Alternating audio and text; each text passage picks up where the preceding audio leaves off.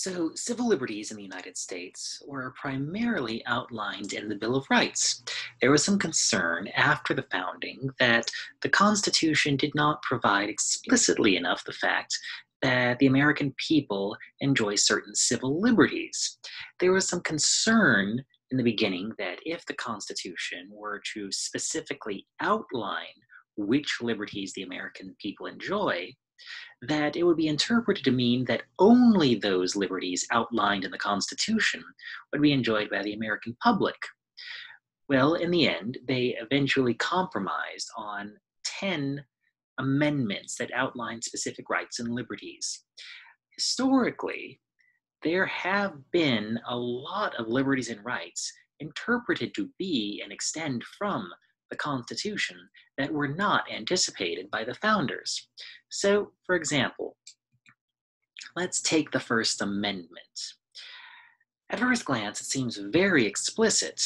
Congress shall make no law respecting an establishment of religion or prohibiting the free exercise thereof, or abridging the freedom of speech or of the press, or the right of the people peaceably to assemble and to petition the government for a redress of grievances. Very explicit and, on first glance, very exact language. But let's take that first freedom. Uh, no law respecting an establishment of religion or prohibiting the free exercise thereof.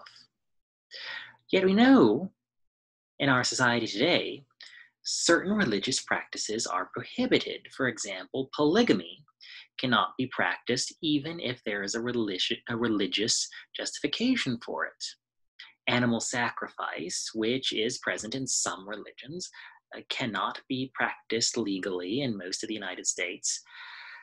And the use of peyote, which is an hallucinogenic substance that is sometimes used in Native American rituals, is banned because the Supreme Court has actually ruled that the state prohibition of peyote outweighs religious freedom in the use of peyote. So, how do we reconcile the fact that the law has time and time again outlawed or prohibited some examples of people exercising free religious ceremonies, and yet we can still be said to be operating under the First Amendment? Well, in order to do that, you have to read the First Amendment the way the Supreme Court, and by and large, the government in general, has interpreted the First Amendment. And it's about as simple as that.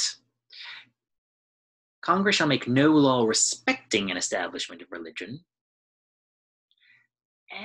but prohibiting the free exercise thereof.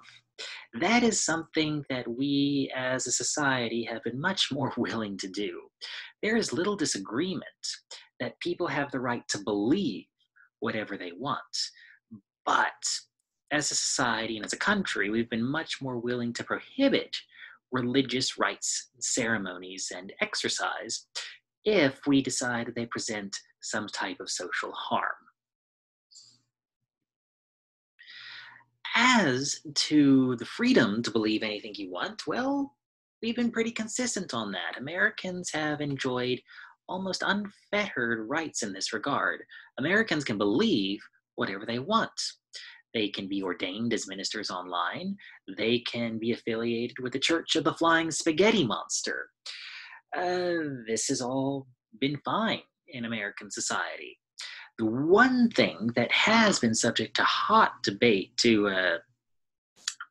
debated ends is the role of religion in the role of government. So, for example, here you see this photo outside the Oklahoma Council of Public Affairs.